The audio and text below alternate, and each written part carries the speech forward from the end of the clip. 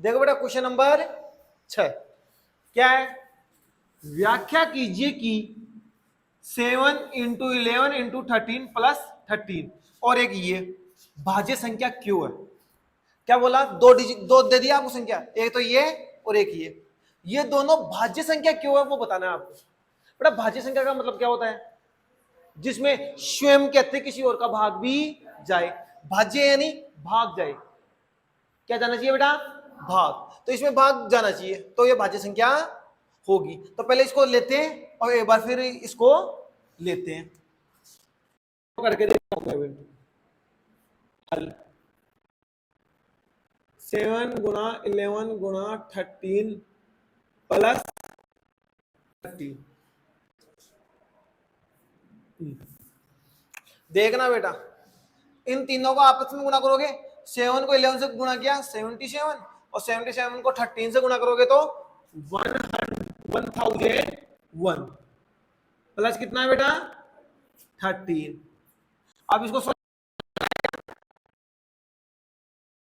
1014। अब बेटा इसको सॉल्व करने पे क्या आ गया, ये अब मतलब ये बोलो या ये बोलो एक ही बात है, क्योंकि ये सॉल्यूशन करने के बाद है। तो बेटा इस बोला कि इसका ही भाज्य संख्या क्यों है, भाज्य यानी खुद के अलावा किसी और का भी भाग जाना चाहिए, यानी 1014 के अलावा किसी और का भी क्या जाना चाहिए, भाग। ये भाज्य संख्या है या नहीं है, तो आप ऐसे वो निकाल लेंगे एलसीएम मेथड से, चेक कर लेंगे, करके दिखाए ये बात के भाज्य गुणने खंड करो, करेंगे तो इधर करके देख ले, अब काम है बेटा ये किसका लगेगा बार 2 का 507। अब किसका लग रहा है भैया 3 का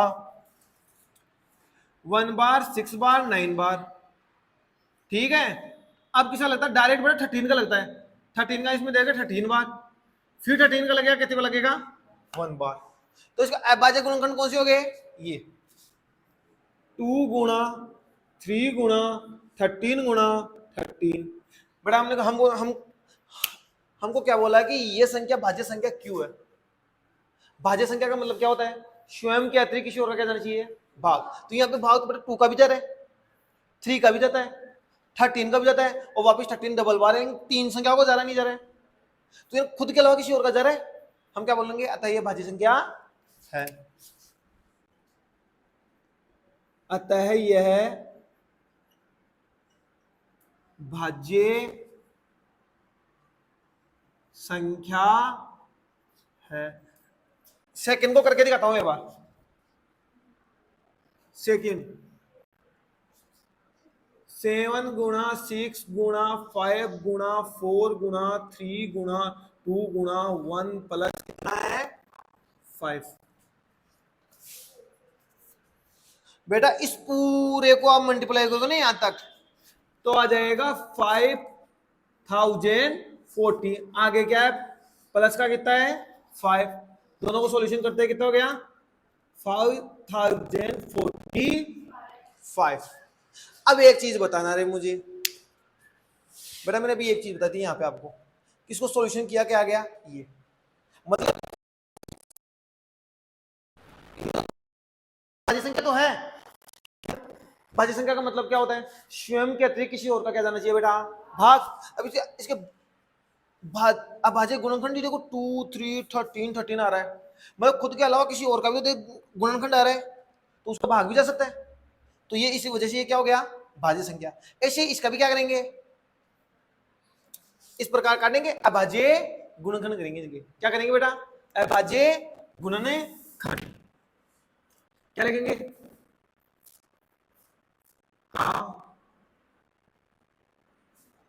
अभाज्य गुणने खंड। कर ले इधर, करो बेटा 45। बेटा इसमें ना तो 2 का जाता है ना 3 का जाता है, डायरेक्ट 5 का जाएगा 1009 1009। बेटा और किसी का जाता है नहीं जाता कोई मतलब नहीं है हमको, डायरेक्ट इसी का दे दो आप, हो जाएगा हमारा काम। 5 गुणा 1009। बेटा हमने क्या देखा है अभी तक? कुछ ने बोला कि ये भाज्य संख्या है क्या? भाज्य संख्या का मतलब क्या होता है? खुद के अलावा किसी और का क्या जाना चाहिए बेटा? भाग। तो खुद के अलावा किसी और संख्या का भाग गया नहीं किया। देखो 5 का भी जा रहा है और 1009 का भी जा रहा है, तो हम क्या लिखेंगे? अतः ये भाज्य संख्या है। यदि आप चाहो तो आप इसको इतना भी कर सकते हो डायरेक्ट ही, इसको इतना भी कर सकते हो, कोई नंबर नहीं काटेगा। जैसे मान लो मतलब 14 है, 2 का भाग दिया, कितना आ गया ये। आप डायरेक्ट इसका भी इसमें भाग दे दोगे ना, कोई दिक्कत नहीं है, क्योंकि हमको इतना ही बताना है कि भाज्य संख्या है या नहीं। तो भाज्य संख्या होगी तो खुद के अलावा किसी और का भाग जाएगा, तो खुद के अलावा इन दो का भी भाग जा रहा है। तो चाहो तो यहाँ पे ये भी लिख दो, 2 गुणा 507, तो फिर डायरेक्ट लिखो आता है ये भाज्य संख्या है। ऐसे इसका मैं अभाज्य गुणनखंड क्या ये आ गया, तो क्या लिखोगे? आता है ये भाज्य संख्या है। भाज्य संख्या क्यों है? क्योंकि खुद के अलावा किसी और का क्या जाना चाहिए? भाग। तो खुद के अलावा किस किस का जा रहा है? 5 का और 1009 का, दोनों का जा रहा नहीं जा रहा भाग। ऐसे ही ये वाली संख्या भाज्य संख्या क्यों है?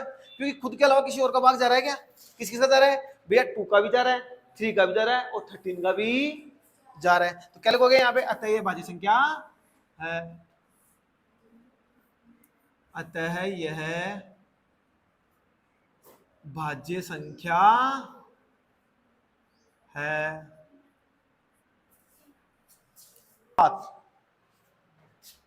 किसी खेल के मैदान के चारों ओर एक वर्ताकार पथ है। कोई बड़ा खेल का मैदान है, उसके चारों ओर क्या है? एक वर्ताकार पथ है। इस मैदान का एक चक्कर लगाने में सोनिया को 18 मिनट लगती है। यानी इस मैदान का चक्कर लगाने में सोनिया को कितना मिनट लगती है? 18। जबकि रवि को इस मैदान का चक्कर लगाने में 12 मिनट लगती है। मान लीजिए वे दोनों एक ही स्थान और एक ही समय पर चलना प्रारंभ करके एक ही दिशा में चलते हैं, तो कितने समय बाद वे पुनः प्रारंभिक स्थान पर मिलेंगे? तो ये से बोल रहा है बेटा, कोई खेल का मैदान है, उसके चारों ओर एक वर्ताकार क्या है बेटा? पथ है। एक वर्ताकार क्या है बेटा? पथ है। तो उस वर्ताकार पथ पर सोनिया को तो 18 मिनट लगती है एक चक्कर लगाने में। कितना चक्कर लगाने में? एक चक्कर लगाने में सोनिया को तो 18 मिनट लगती है। जबकि रवि को उसी मैदान का एक चक्कर लगाने में कितना मिनट लगती है? 12 मिनट लगती है। मान लीजिए वे दोनों एक ही स्थान और एक ही समय पर चलना क्या करते हैं बेटा? प्रारंभ करते हैं। तो कितने समय बाद वे पुनः प्रारंभिक स्थान पर पहुंचेंगे? तो बेटा ऐसा कुछ क्वेश्चन है, देखो एक वर्ताकार पथ है जिसमें दो है, एक तो है सोनिया और एक कौन है? रवि। एक तो कौन है बेटा? सोनिया और एक कौन है? रवि। इस वर्ताकार पथ का क्या लगा रहे बेटा? चक्कर लगा रहे। सोनिया तो लगाती है 18 मिनट में पूरा करती है और रवि कितने मिनट में करता है? 12 मिनट में। और दोनों एक स्थान से एक ही तरफ चल रहे, मान लो ऐसे इधर चल रहे हैं, तो पुनः दोनों एक साथ यहाँ पे कब आएंगे? दोनों एक साथ कब आएंगे बेटा? आपको पता है, जैसे मान लो रवि 12 मिनट दौड़ते दौड़ते यहाँ पे आ जाएगा वापस, क्योंकि 12 मिनट में एक चक्कर लगाता है। लेकिन सोनिया तो 18 मिनट लगाती है, तो वो तो यहीं पे रह जाएगी ना, रहेगी नहीं रहेगी? ऐसे कितने चक्कर, तो कितने चक्कर नहीं, कितने समय बाद में दोनों यहाँ पे आ जाएंगे? तो समय बढ़ रहा है यहाँ पे बेटा। एलसीएम निकालना है। क्या निकालना है? एलसीएम। पहले तो हिंदी लिखो, देख क्या निकालना पड़ेगा बेटा? पुनः प्रारंभिक स्थान पर पहुंचेंगे। जैसे हल में क्या लिखोगे? पहले दिया लिख देते थोड़ा सा।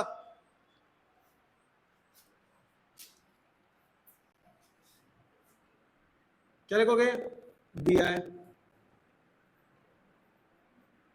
दिया है। सोनिया को एक चक्कर लगाने में लगा समय कितना लिख दोगे? कितना मिनट लग रहा है बेटा? 18 मिनट।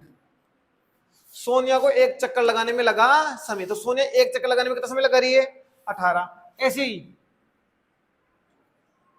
रवि को एक चक्कर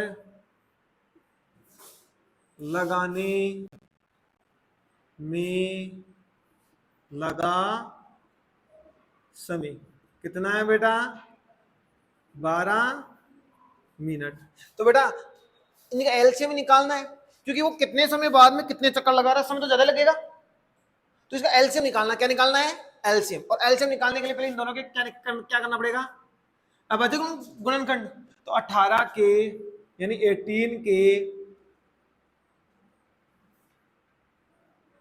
अभाज्य गुणनखंड, 18 के अभाज्य गुणनखंड करके देख लो इधर बेटा। ऐसे ही 12 के अभाज्य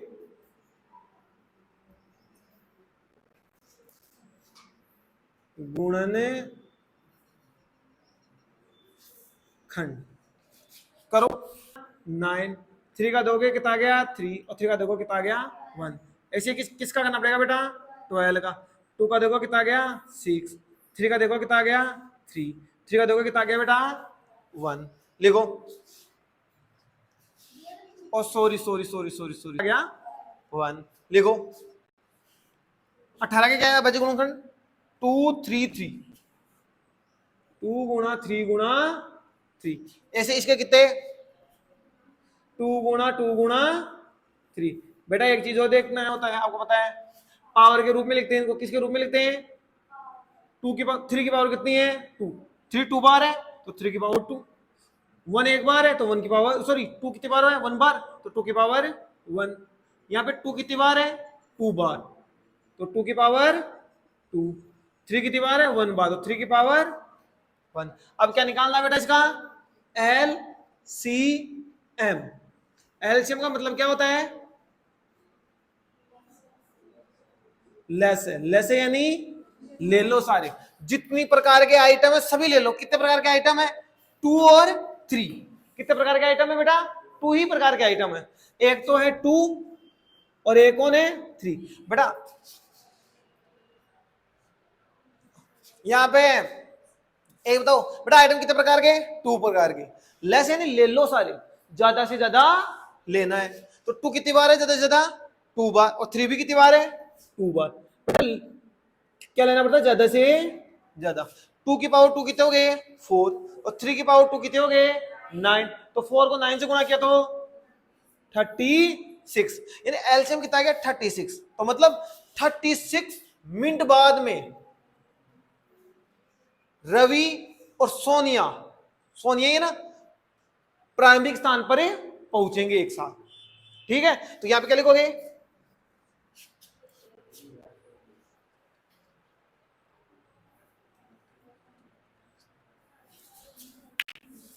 क्या लिखोगे यहां पे?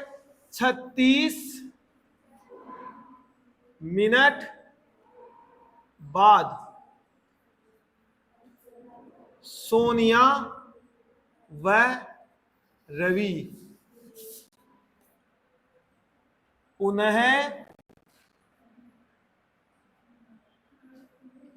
प्रारंभिक 36 मिनट बाद सोनिया व रवि पुनः प्रारंभिक स्थान पर पहुंचेंगे। ठीक है, एक चक्कर लगाने में सोनिया को तो लगती है 18 मिनट और रवि को लगती है कितने मिनट? 12 मिनट। मान लीजिए वे दोनों एक ही स्थान और एक ही समय पर चलना प्रारंभ करते हैं और एक ही दिशा में चलते हैं, तो कितने समय बाद पुनः प्रारंभिक स्थान पर पहुंचेंगे? तो कुछ चक्कर लगेंगे, तो ज्यादा मान आ रहा है तो क्या निकालना पड़ता है वहां पे? एलसीएम। एलसीएम के लिए 18 के अभाज्य गुणनखंड, 12 के अभाज्य गुणनखंड, एलसीएम सॉल्यूशन करोगे कितना आ गया? 36। मतलब 36 मिनट बाद सोनिया व रवि पुनः प्रारंभिक स्थान पर पहुंचेंगे। प्रश्नावली 1.2 के बारे में पढ़ेंगे। क्या देखेंगे बेटा? इसकी बेसिक। अब इसमें पढ़ोगे क्या? एक चीज वो देख लेते हैं बेटा। इसमें हम चेक करेंगे अपरिमेय संख्या। क्या पढ़ेंगे? अपरिमेय संख्या। वैसे अपरिमेय संख्या होती क्या है? ऐसी संख्या जिसे हम p बटे q के रूप में ना लिख सके, ना लिख सके। मतलब एक प्रकार से रूट की संख्या को ही अपरिमेय संख्या कहते हैं। अपरिमेय संख्या कहते हैं। बेटा यहाँ पे दो प्रकार की पढ़ेंगे हम। कितने प्रकार के पढ़ेंगे हम? दो प्रकार की। एक तो आपके पास रूट की संख्या आएगी ऐसी डायरेक्टली, रूट 3, रूट 5, रूट 7 ऐसे। और एक आएगी ऐसे 6 root 2, 5 plus 2 root 2, 1 upon root 2, 6 minus 3 root 2, 5 minus root 7 ऐसी। मतलब या तो कोई गुणा में आए, या प्लस में आए, या रूट की संख्या भाग में आए। कहां पे आए बेटा? भाग में आए। ऐसा कुछ आएगी तो इसका थोड़ा अलग तरीका है, इसका थोड़ा सा अलग इसका तरीका है। दोनों में क्या सिद्ध करना है? ये अपरिमेय संख्या है या नहीं। प्रश्नावली 1.2 में यही है, सिर्फ ये अपरिमेय संख्या सिद्ध करो, ये अपरिमेय संख्या है सिद्ध करो। तो उसको करने के लिए बेटा इसमें सिर्फ हिंदी आएगी केवल। जैसे क्या आएगी बेटा? हिंदी ही हिंदी। जैसे मैं कुछ करके दिखाता हूं, एक क्वेश्चन आपको। बेटा प्रश्नावली 1.2 का देखो पहला क्वेश्चन है, सिद्ध कीजिए कि रूट 5 एक अपरिमेय संख्या है। बेटा हमको ये बोला है कि ये अपरिमेय संख्या है, सिद्ध करो। तो एक काम को उसको मान लो कि ये परिमेय संख्या है। मान लो कि क्या है बेटा? ये परिमेय संख्या है। बेटा ये परिमेय संख्या है तो हम इसको किसके रूप में लिख सकते हैं? p बटे q के रूप में। p बटे q के रूप में, जहां पे q का मान क्या नहीं हो सकता? 0। जहां q का मान क्या नहीं हो सकता बेटा? 0। तो हम क्या लिखेंगे? मानना, क्योंकि सिर्फ तो ये करना है अपरिमेय संख्या है, परिमेय मान लो। मानना रूट 5 एक क्या है बेटा? परिमेय संख्या है, जिसे हम p बटे q के रूप में लिख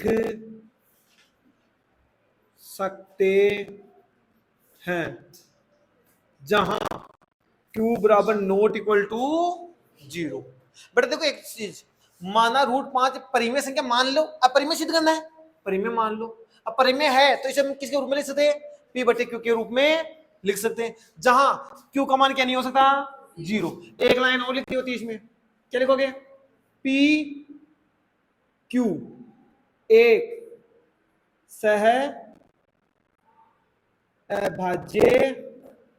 सहभाज्य संख्या है। बेटा हमने यहां तक अब तक तो यहां पे पढ़ लिया कि अभाज्य संख्या मतलब स्वयं कहते हैं किसी और का क्या नहीं जाना चाहिए?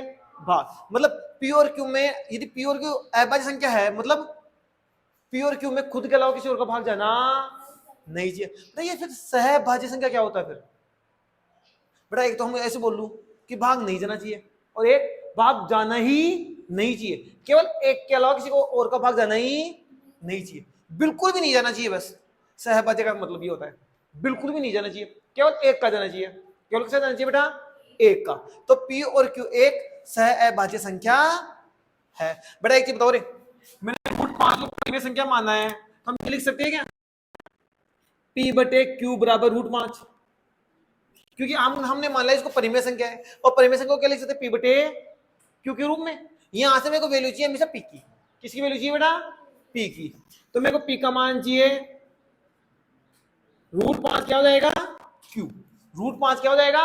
q। क्योंकि तो ये भाग में इधर आएगा तो इसमें आएगा मल्टीप्लाई में, आएगा नहीं आएगा? बेटा एक चीज बताओ रे, हमको रूट की संख्या अच्छी नहीं लगती है, तो रूट को उठाने के लिए क्या करेंगे? वर्ग कर देंगे। क्या कर देंगे? वर्ग, यानी स्क्वायर। तो क्या लिखोगे? वर्ग करने पर, वर्ग करेंगे तो p का क्या हो जाएगा? p square. रूट 5 का क्या हो जाएगा? 5, और q का क्या हो जाएगा? Q square. क्यू का क्या हो जाएगा? Q square. बेटा एक चीज बताओ रे, 5 इधर गुणा हो रहा है, इधर जाएगा तो क्या होगा? भाग। बेटा इसको समीकरण 1 दे दो, एक आगे काम आएगा इसलिए। 5 इधर क्या जाएगा? भाग में, और साथ में क्या आ गया? Q square. साथ में क्या हो गया? Q square. एक चीज बताना है मेरे को, 5 का भाग किस में जा रहा है? पी स्क्वायर में। दिख रहा है ना? यानी 5 पी स्क्वायर से क्या हो रहा है? विभाजित। मतलब पी स्क्वायर 5 से क्या हो रहा है? विभाजित। तो पी भी 5 से विभाजित होगा। मैं ये चीज रफली बता सकता हूं बेटा, रफली बता सकता हूं मैं। कैसे? आओ, यदि मान लो यदि पी स्क्वायर में 5 का भाग जाता है तो पी में 20 का भाग जाएगा 5, 20 का भाग जाएगा 5 का। कैसे? पी का मान कुछ भी रख लो आप, पी का मान कुछ भी रख लो। जैसे पी का मान मैं रखता हूं 100, कितना रख लेता हूं? पी स्क्वायर का मान कितना? पी स्क्वायर का मान कितना रखता हूं? 100। तो 100 बटे कितना हो गया? 5, कटेगा तो कितना गया? 20। आएगा नहीं आएगा? ऐसे ही बेटा पी स्क्वायर का मान 100 है तो पी का मान कितना होगा? 10 ही होगा। फिर तो 10 में 5 का जाएगा नहीं जाएगा? आएगा नहीं आएगा? इससे क्या पता चलता है? यदि पी स्क्वायर 5 से विभाजित होता है तो पी भी 5 से क्या होगा? विभाजित। तो पी भी 5 से क्या होगा? विभाजित। तो क्या लिखोगे? यहां पे एक लाइन, पी स्क्वायर 5 से विभाजित होता है तो पी भी 5 से क्या होगा? विभाजित होगा। ठीक है, यहां तक समझ में आया क्या?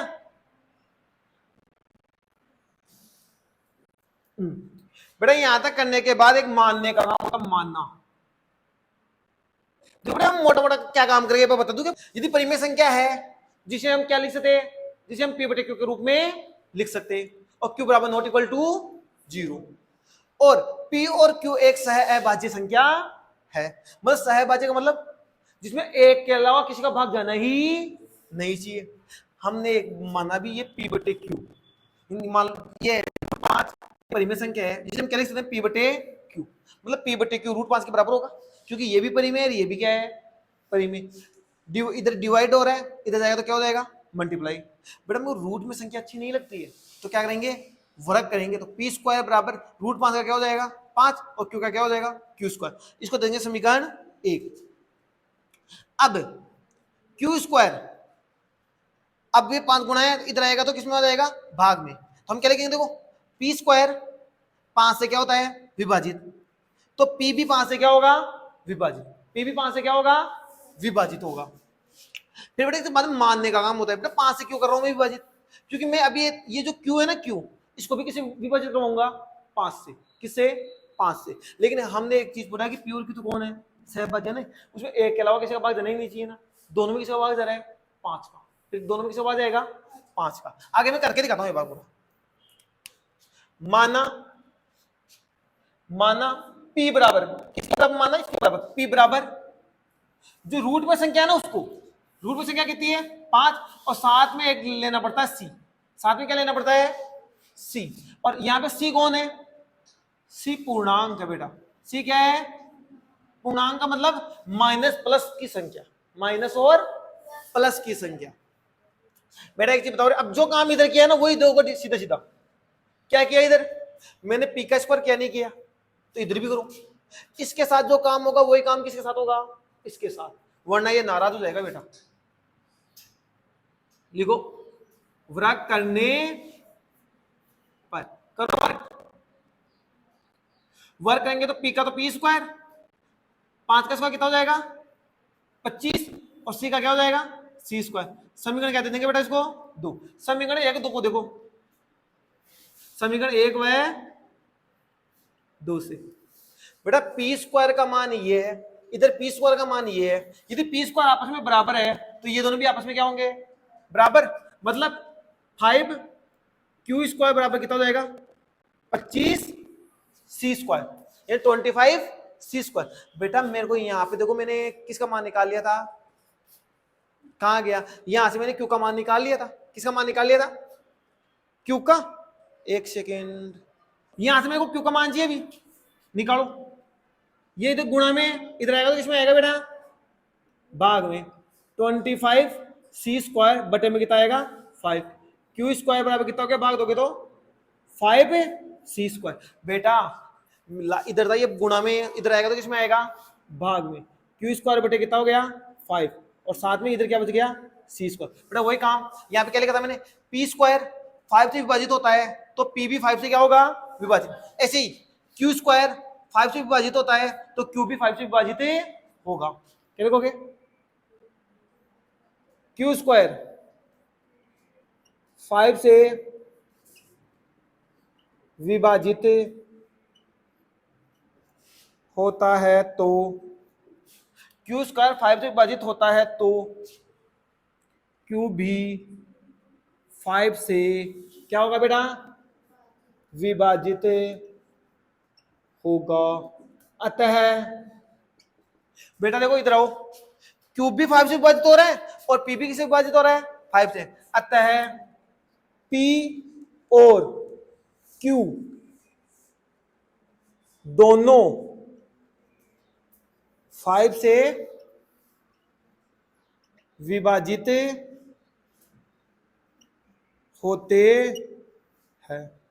पी और क्यू दोनों किससे विभाजित हो रहे 5 से, लेकिन हम जानते हैं कि पी और क्यू तो कौन है, सहभाज्य संख्या। सहभाज्य संख्या का मतलब वो किसी से विभाजित होना ही नहीं चाहिए, केवल किससे विभाजित हो, एक से। किससे हो, एक से। लेकिन ये दोनों किससे हो रहे 5 से, तो क्या लिखोगे, लेकिन हम जानते हैं कि, लेकिन हम जानते हैं कि P और Q तो, लेकिन हम जानते हैं कि P और Q तो, P और Q तो सह अभाज्य संख्या है। अब लिखो यहां पे, अतः √5 एक क्या है बेटा, अपरिमेय संख्या है ना बेटा। क्वेश्चन क्या करना है देखो, सिद्ध कीजिए कि √5 एक अपरिमेय संख्या है। पहला काम सारे क्वेश्चनों में से कैसे करना है, पहला काम √5 को क्या मान लो, परिमेय संख्या है। देखो माना √5 परिमेय संख्या है जिसे हम p बटे q के रूप में लिख सकते हैं, लेकिन q का मान क्या नहीं हो सकता, 0। q का मान क्या नहीं हो सकता, 0।